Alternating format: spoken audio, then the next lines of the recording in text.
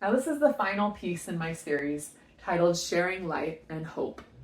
I had to end it on a positive note because this was just really heavy. My artwork's usually all about sharing joy and happiness and hope and doing an entire series focused on war and conflict. That took a toll. Focusing and thinking so much about the suffering, seeing the gaunt faces of the hostages, that hurt my heart. And it hurt my faith in humanity. That's another thing that is very fragile that war can take from us. And so I needed to end on this hopeful note. And so for this piece, I chose to think about the helpers.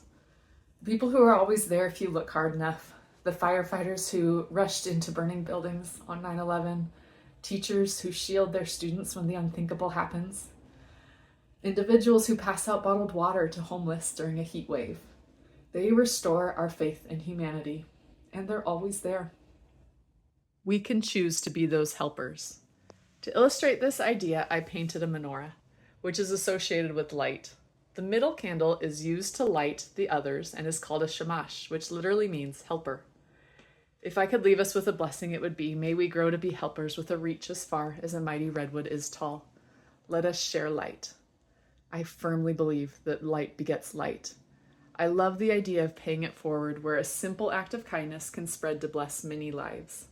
Even if the light is more like a seedling than a giant redwood, it can grow when shared. Even one act of kindness can make a profound difference, which is represented by the honeycomb pattern meticulously created one stitch at a time across the background. I chose this design despite the time-consuming, often painful, repetition it required because honey is seen in Jewish tradition as a symbol of hope and happiness. And frankly, hope and happiness does not spread easily or effortlessly. They both take work.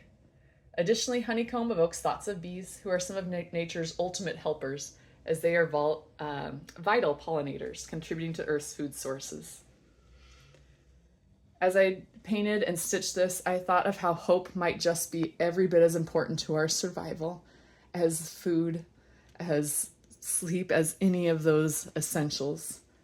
So how do we hold on to hope, and how can we share it?